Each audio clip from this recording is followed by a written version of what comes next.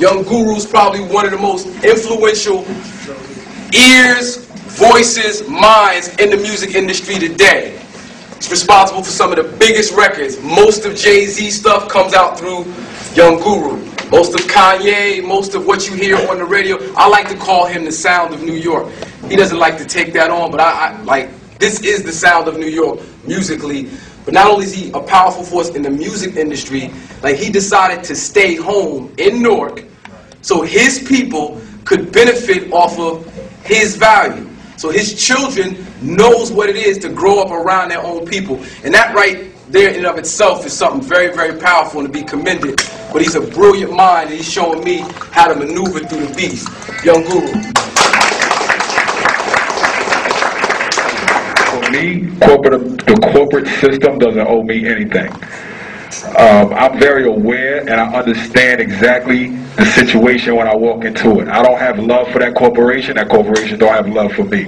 This is a business arrangement. And I think too many times when we're dealing with our art, we put our love into it and expect that person is going to love you back. That person is never going to love you. If we take, for instance, the letter that Nas wrote today, some people may not know. What he said was to L.A. Reid, Steve Bartles, people that I know well. He basically said, why are you not putting out my album? Stop trying to be an artist. Stop trying to tell me what to do. Okay?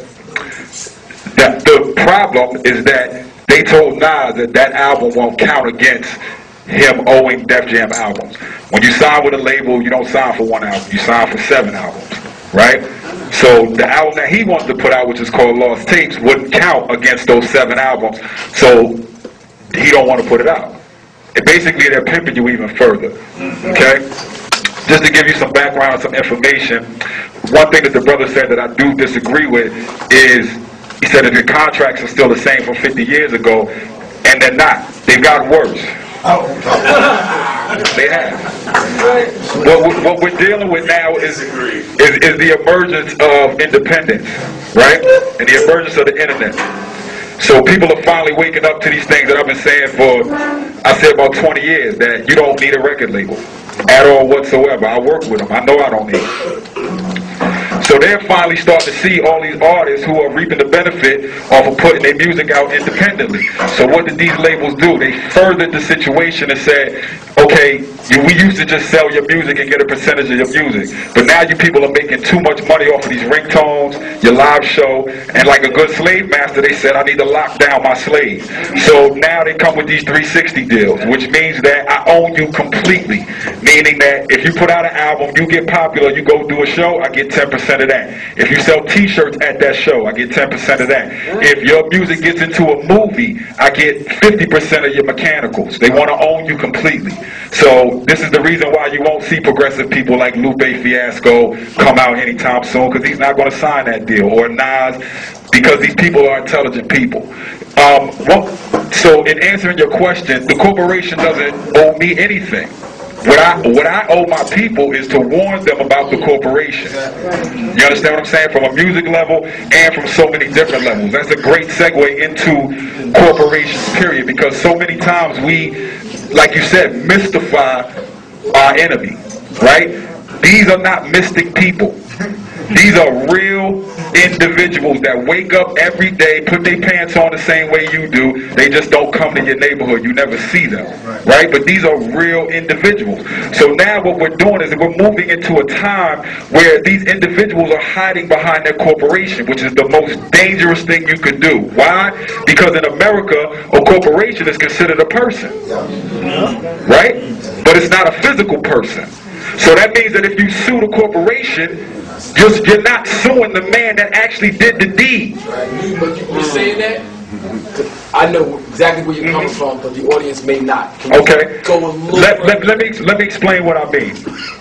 If you deal with a Fortune 500 corporation, right, and they do something to you, and you sue that corporation, right, you sue the corporation itself, not the person who did it.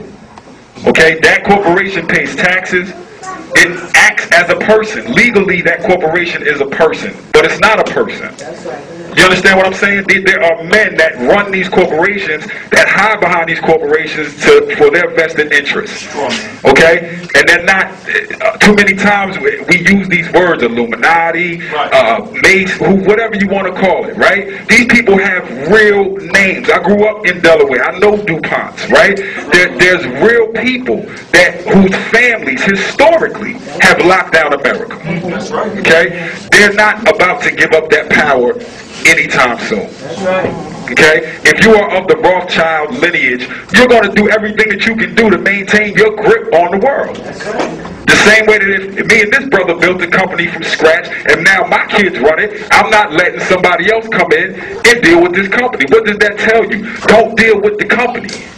Period. Start your own company.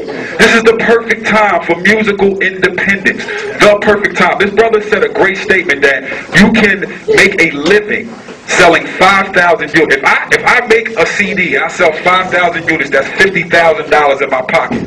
That's a salary. You understand what I'm saying? And I own my masters. The problem is that you signed the contract. When you get into the situation in the first place, you asked to become a slave. You asked for it. You went and chased down whoever you could chase down that was a representative of that label and asked them, please make me a slave. Do you understand what that is? So, okay, now as a progressive person, somebody that has a mind that sits in these meetings and hears nonsense all day, and when I'm sitting in front of L.A. Reid and I raise my hand and I'm like, that's nonsense, they tell me that that's going to sell.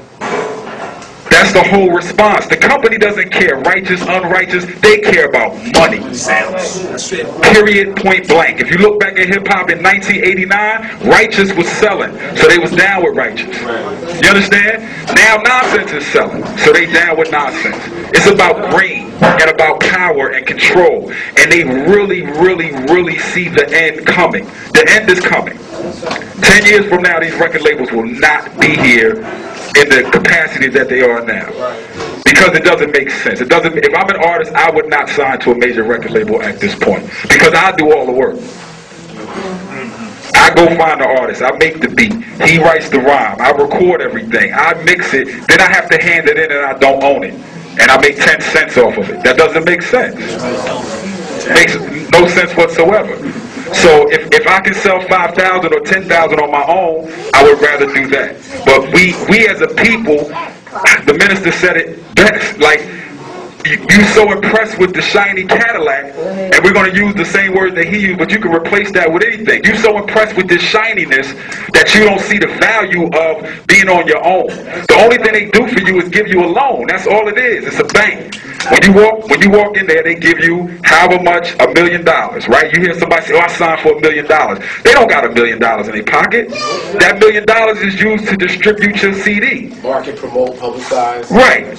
A whole bunch of nonsense that's not necessary anymore. So the understanding has to come that we don't need to sign up to be slaves, and then you won't deal with that situation.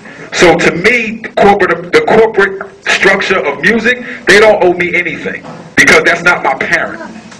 You understand what I'm saying? I mix a record, they pay me.